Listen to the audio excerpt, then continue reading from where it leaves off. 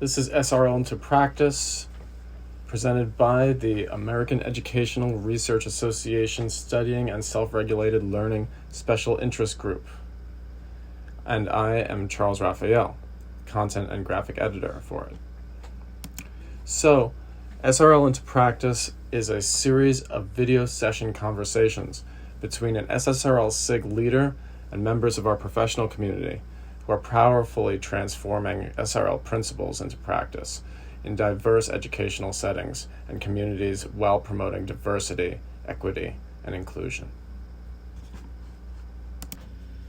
In this session, Jenny Mischel, professor at SCAD, talks with Jordan Goffena, visiting assistant professor of sports psychology at Miami University, about Goffena's work on development and transfer of self-regulation across performance environments.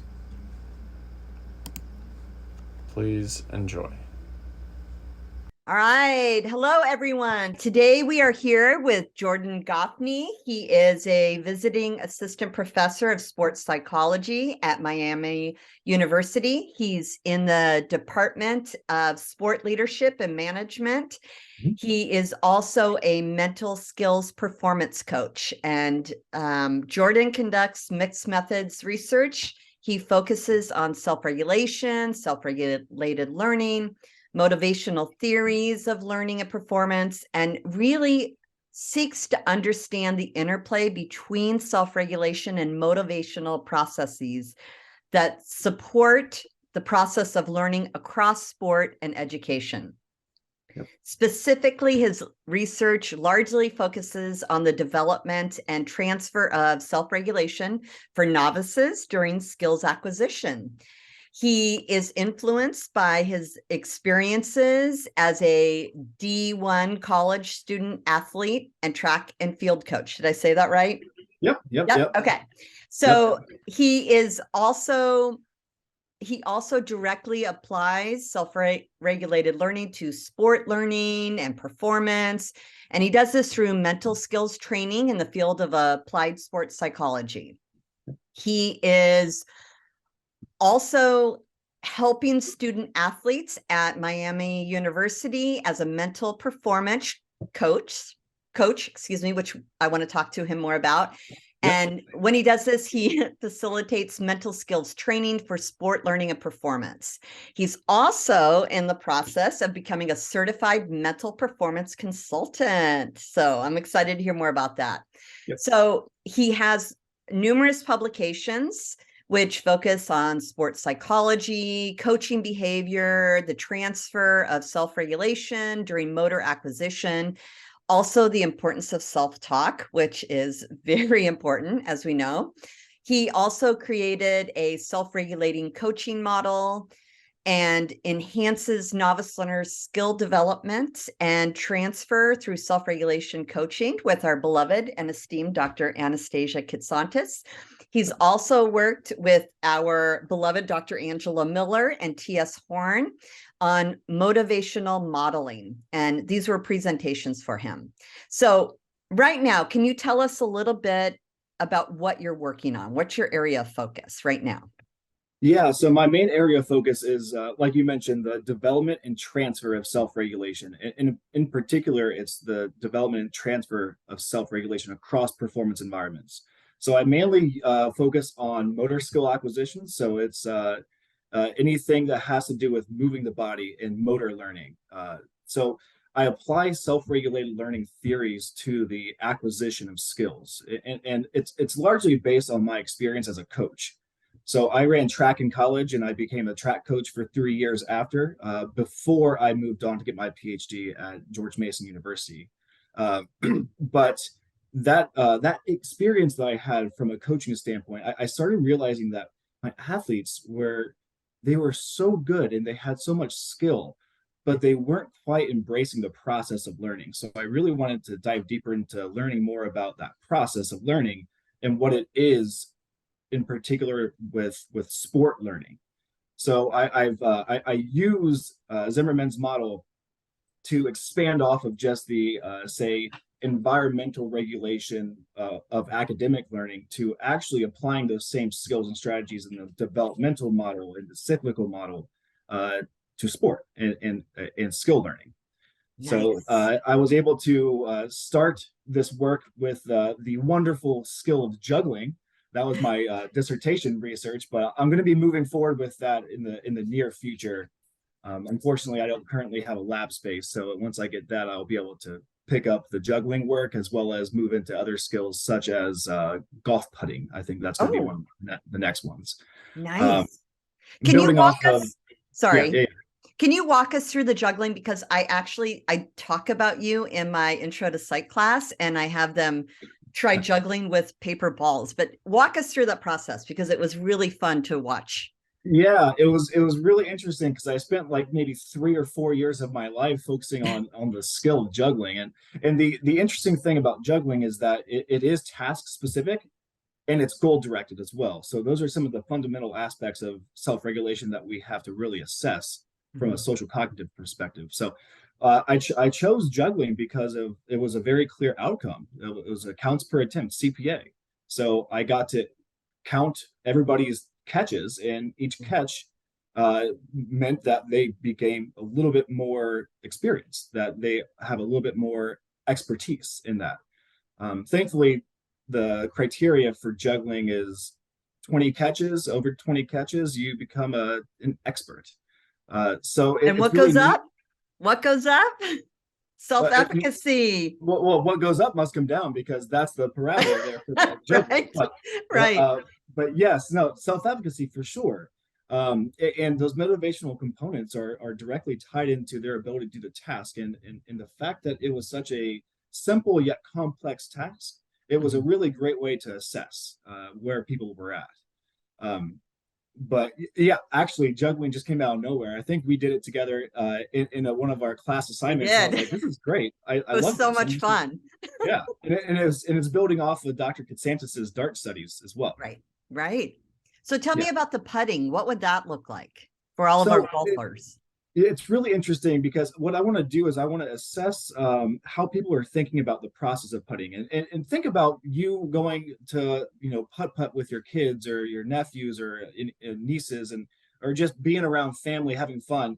It's a Right. fun process, but at Right. the same time, there's a lot of skill involved. So we can break that skill down to some of its basic parts and actually have novices come in to see how they develop better skill. And it's a little bit more sport oriented, going away from the juggling studies. But I can also see this happening perhaps with a skill such as long jump. It's a very clear Oh, outcome measure because their length of the jump actually is the outcome measure. right. That's also something that I might be doing here in the near future. But I do want to continue with not just the juggling lab based work, but I've expanded into more applied work. So I actually did do a self-regulation coaching intervention last year with a group of track and field athletes, and it turned out to be a really, really interesting protocol to directly take what happened in that juggling lab and apply it directly into sport. And I'm currently working on a project right now with that data.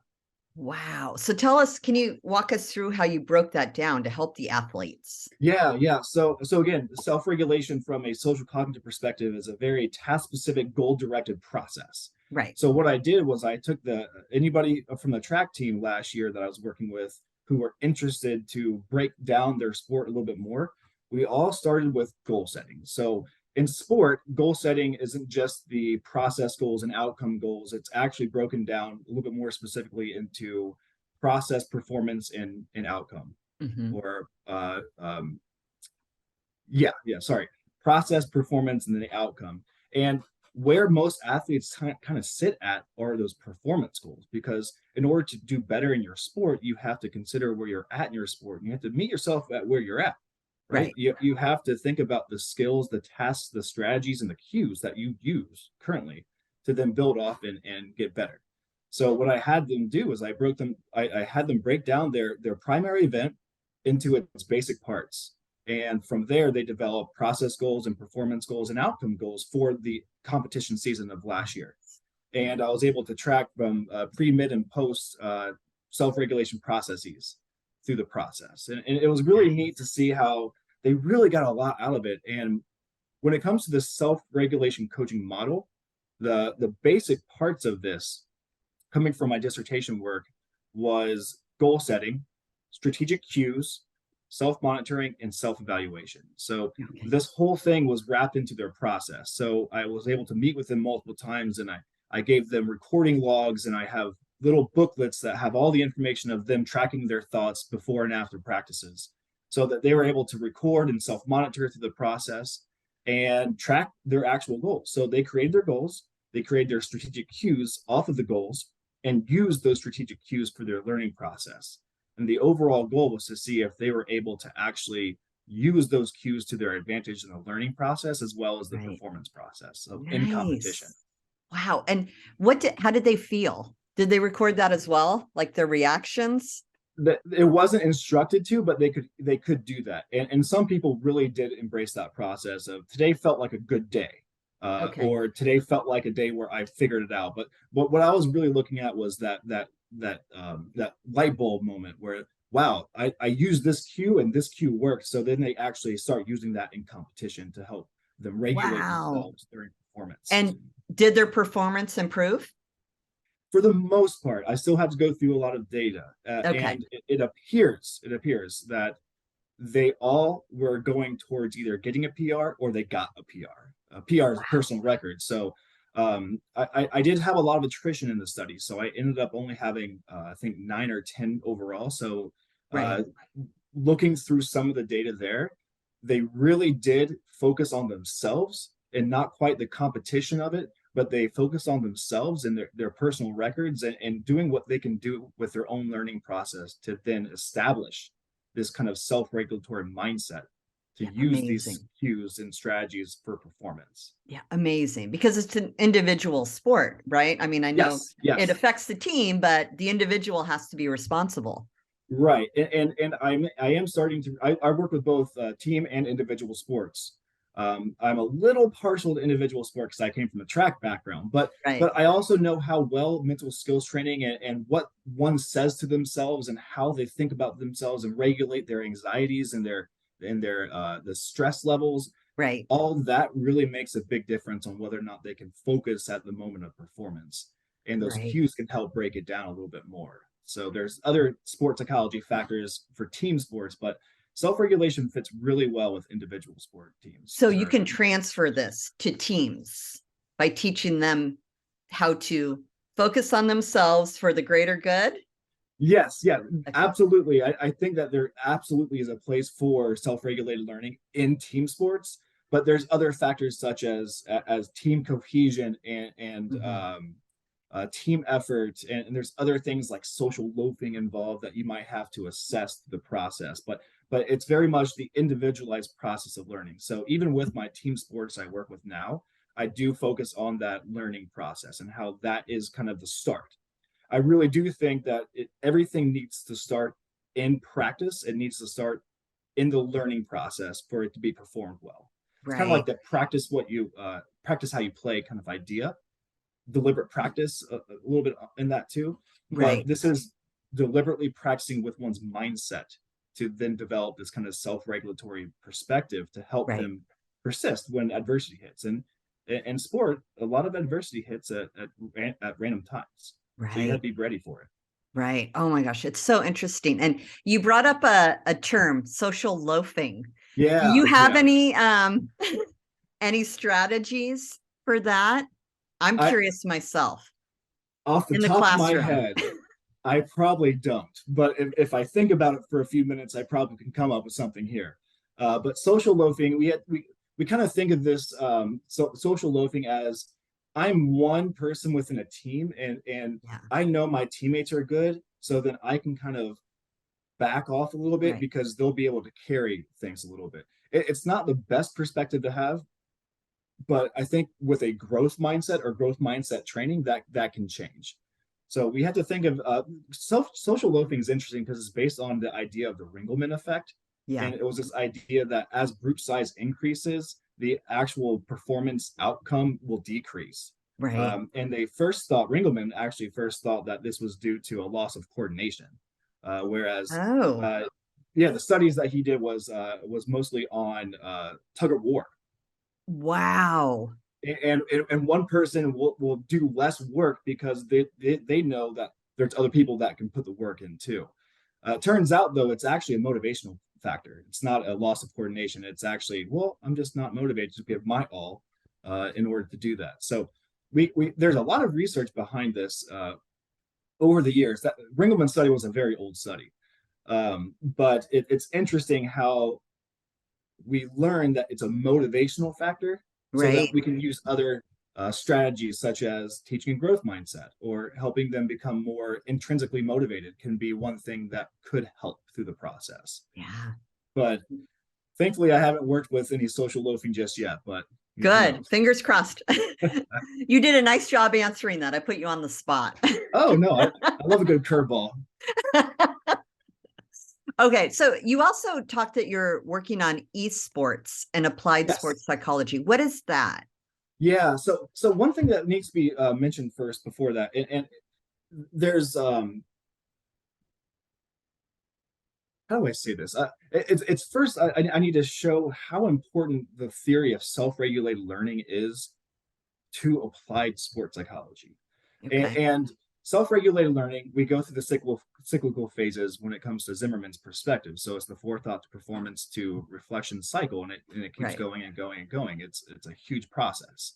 But the performance phase processes, those are very well aligned with sport. And in sport specifically, we talk about mental skills training.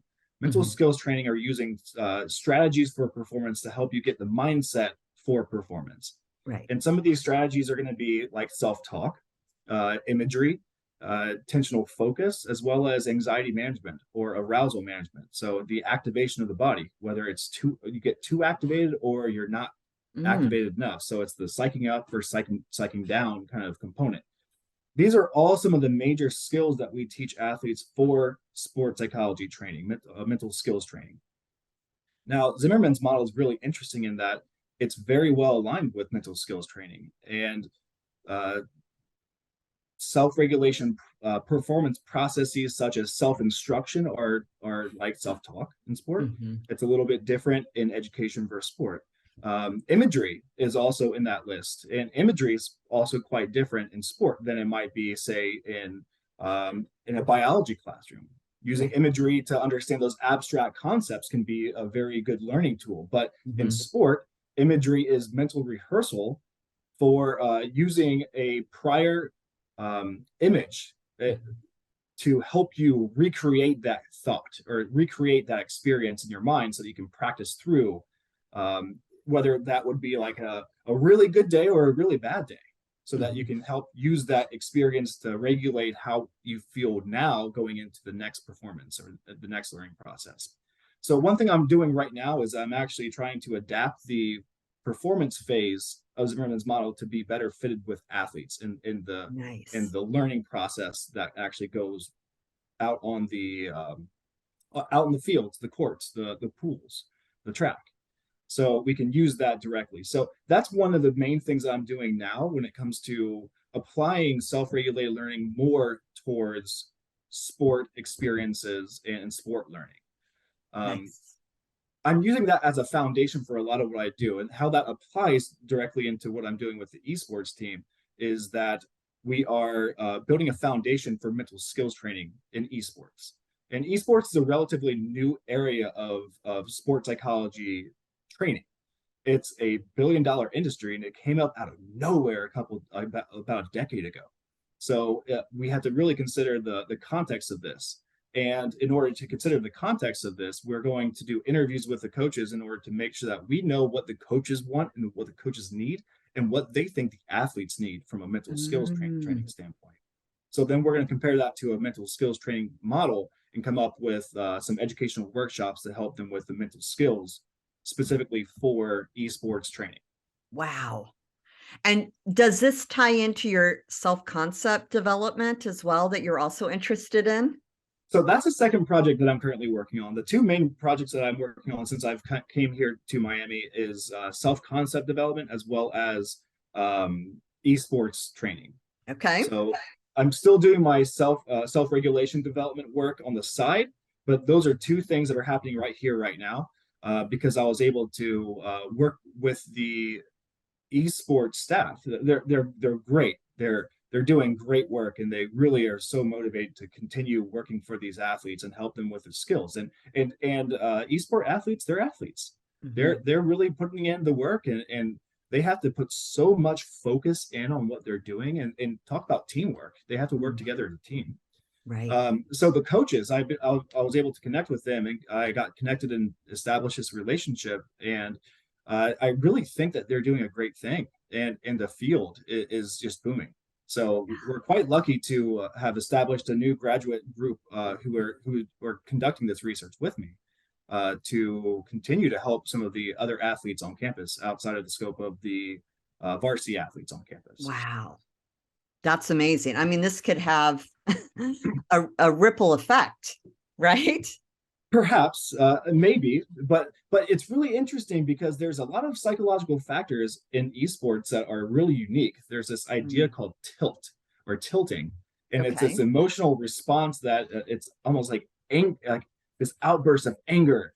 But it's like when those kids get mad and they throw the remote against the wall or their controller against the wall. And it's a really interesting psychological phenomena that can actually be assessed. So that's a whole new thing that I've learned since this whole process, and it's really interesting to assess. And does tilting enhance performance? It's usually the opposite. It's the opposite. Oh, so Usually, interesting. usually it's kind of a catastrophe in one's way of thinking. It kind of Wow. directly decreases performance. But I Oh, still I need to learn a lot more about it before. There's not much research on it, so there's a whole new oh, realm of thinking here or research here. right. So it's some of the things that my graduate students and I have been talking about, and just kind of thinking broadly about it, and wondering what it actually is or what it consists of. And we're going to do some work on assessing what that might be too, because we'll do follow-up interviews with the athletes thereafter we do the educational workshops. Oh, that's so interesting. I wonder if it's similar to even when you're focused on a task, if you're angry or you're anxious, you lose that ability to focus. Yeah, and it can be applied back to sports psychology actually, because there's this idea called the catastrophe model, and essentially it's an interplay between your physiological arousal, your cognitive anxiety, as well as your actual performance, or Right. how you're performing it. And it turns out that if there's a higher degree of worry or cognitive anxiety, it's going to have the catastrophe moment thereafter the midpoint. So there can be just one particular event that really just gets it all gone. And usually once you hit that catastrophe moment, you're kind of down for the count for the day. Wow. So if they learn how to self-regulate, they Exactly. might be Yes. able to restart whatever they're focusing on or redirect. That that is the idea. So the catastrophe model itself works on an inverted U, but it's not just an inverted U. There's a catastrophe moment where it's a direct decrement in performance. So the goal is to stay right at that top of the inverted U and regulate ourselves right there so that we can maintain optimal performance. Wow. That's amazing. So does that go into your idea of self-concept? Does it Yes tie and no, in? not Okay. really. Self-concept is a newer thing. I was working with a graduate student of mine. Her name's Bailey. She was at George Mason. She's now a doctoral student at VCU. She wrote a really great paper in one of my classes, and we decided to continue working together on Yeah. the development of self-concept. And she's focusing on teachers and teacher Right. behavior and teacher feedback, and how that actually helps kids with their self-concept Sure. development. So Sure. we're working on a paper there to apply that into education. But I was like, you know what? Let's actually go into this more, because I'm very curious, and we need to do this in sport as well. So we're continuing that work, and I have a group of undergrads who are working with me here at Miami as well on this Nice. project. So we're assessing how coach behavior and coach feedback, and how coaches interactions can actually help with self-concept development. And Absolutely. in this regard, it's all about connecting it back to athlete identity. or identity development as well. So Okay. there's a lot of interesting things about this whole scope of self-concept development that can be directly applied to how you sport coaches are actually helping these kids outside just this physical skills training. Sure. Well, it all feeds into self-regulation, doesn't it? I've recently had this thought that self-identity and self-concept is directly linked to self-regulation, but I need to continue and do some research on that before. Right now, we're just doing more of a review type of work on it right now. Right. Well, will you keep me posted? Yes, I want to see. absolutely. I bet people with high self-concept are good self-regulators. That would be my guess. I think it's all tied together. You know, we have to think about the role of self-concept in sport specifically. Self-confidence is a thing, but self-efficacy for sure, always. Sure. But the higher the self-efficacy, the higher the self-regulation, the likely have a good understanding of their self-identity. Yeah. But and high self-worth. yes, and that's that positivity that needs to be there in order for one to persist in the task. Yeah. Nice. All right. I do want you to tell me a little bit more about becoming a certified mental performance consultant. Can you tell us a little bit about that? What does that mean and what does that look like? Yeah, so my main area of work is in sports psychology, and I have my master's degree from Miami University in sports psychology. I have my PhD from George Mason University in educational psychology. Right. And I chose to go the educational psychology route to work with Anastasia Constantis because I wanted to learn more about self-regulated learning. And I wanted to take that theory and bring it into sport because I think it fits so well within the coach-athlete relationship, especially for physical skills learning and also mental skills learning. So from a sports psychology standpoint, what I do is I focus on the mental skills for sport performance, and that's mental preparation, that's mental performance, that's all the things of self-regulation involved in the process of performing during competition. So I directly work with athletes here to help them with their mental skills for sport performance. And going back to what I kind of mentioned earlier, it's like self-talk, it's like imagery, attentional focus, as well as anxiety management, and some of these skills that an athlete can use during performance. Now, this has to be learned. It has to be, they have to practice it. And once they practice it, they can learn how to regulate which skill or which cue is better at the moment of performance for them at the moment. Wow. So that's the idea behind it. And a certified mental performance consultant, a CMPC from the Association of Applied Sports Psychology, it is our certification process that shows that you are a quality person who can actually teach these mental skills to athletes and help them with mental performance. So the CMPC process is essentially the designation of somebody who's doing what I'm doing now as a mental performance coach. Nice. Well, Miami University is so lucky to have you. So are the students and the athletes. And I can't wait to see what comes from all your research. We are really lucky to have you here today, Jordan. Thank you. I appreciate it so much. Thank you very much. All right.